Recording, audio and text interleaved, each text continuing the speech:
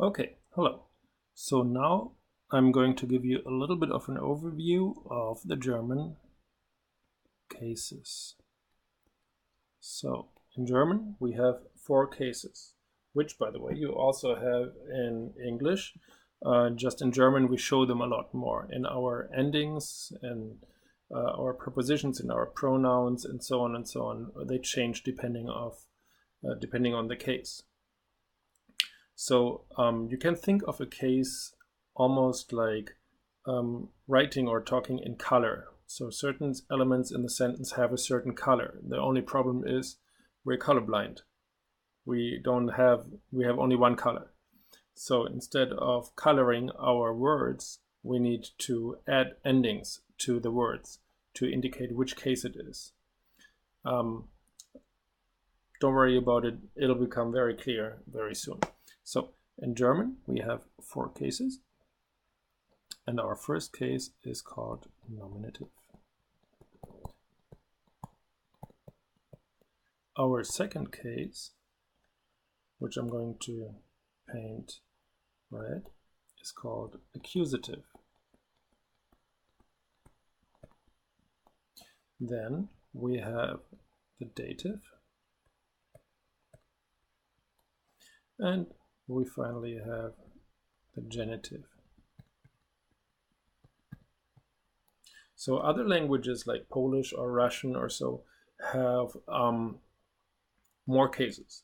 They have 7 or 8 cases, or maybe even more. Or other languages like Mandarin, for example, Chinese, has pretty much no case, or at least they don't show it, right? They just have different ways of expressing what is the subject, what is the object, and so on. So let's have a quick look at when we use which case. So the nominative case is used for the subject in the sentence. So for example, if I say Peter works, right? Peter is doing something. He is doing the action. He's working. So that is our subject. Okay. Then it is also used for something that is not very common, but it's called a predicate noun. Okay, so a predicate noun, let me show you what that is.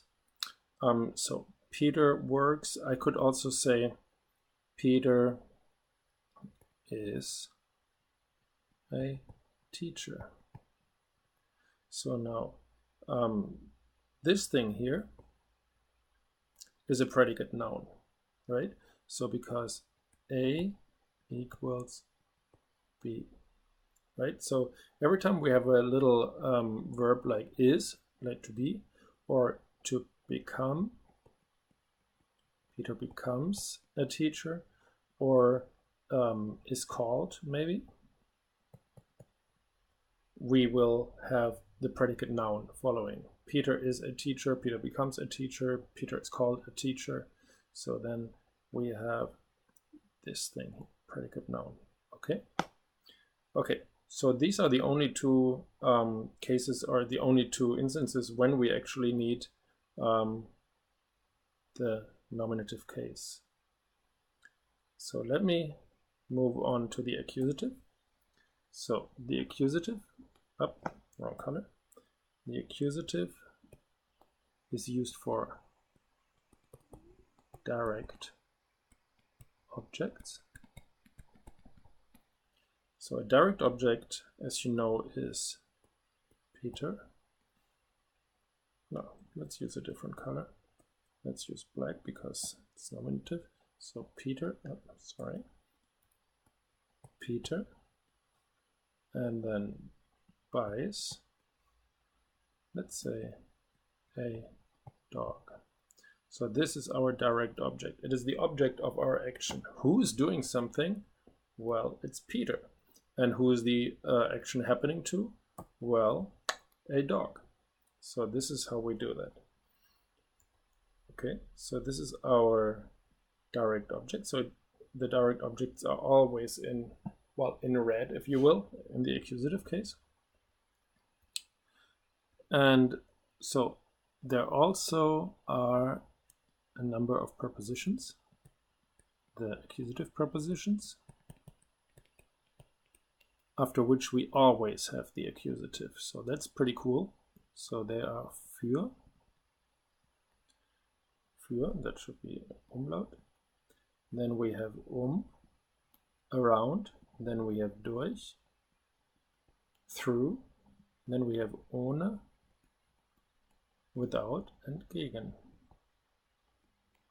And you also have the same in English. Often people are not aware of it, but you say, for example, I buy this, or I'm buying this for him. You don't say I'm buying this for he. No, I'm buying this for him. So you do have the accusative here too after your word for, which in German is für. Okay, so then we use the accusative also pops up now and then after certain time expressions and so on, but I'm not going to deal with that right now. We will do that some other time. Let's have a look at the dative. So at our dative here, and the dative is used for the indirect object. So let me give you an example for that. The man buys the dog. So you know that one. This is our direct object. Okay. So now let's say he buys the dog for somebody else. So let's move that over. Let's move the whole thing over here. Let's make some space. Okay. And so he buys the dog for the boy. The man buys the dog, the boy, the dog. Okay. So he buys the dog for the boy, right? So if I said the man buys the dog the boy, okay, that would be weird. It's like, who buys a boy for a dog? Like, that's crazy. But so English shows whether something is the direct object or the indirect object by using word order. There's no other way, unless you want to use personal pronouns. You could say him, the dog. The man buys him the dog. Now things make sense. Okay, because you say him and not he. The man buys he the dog? No, the man buys him the dog. So now we're good. So this thing here is called the indirect object, and it is the recipient. So the indirect objects are always recipients of whatever it is that they're receiving, right? So we don't have indirect objects too often in our sentences, because not in all sentences do we have, a recipient of something. Okay, so this is when we use the dative, and we also use the dative after prepositions. There will be another video just for dative prepositions and accusative prepositions, but let me just give you a few dative prepositions. For example, they are mit, meaning together with. Then we have by, at somebody's place. These are always followed by dative. Then we have, for example, von, from.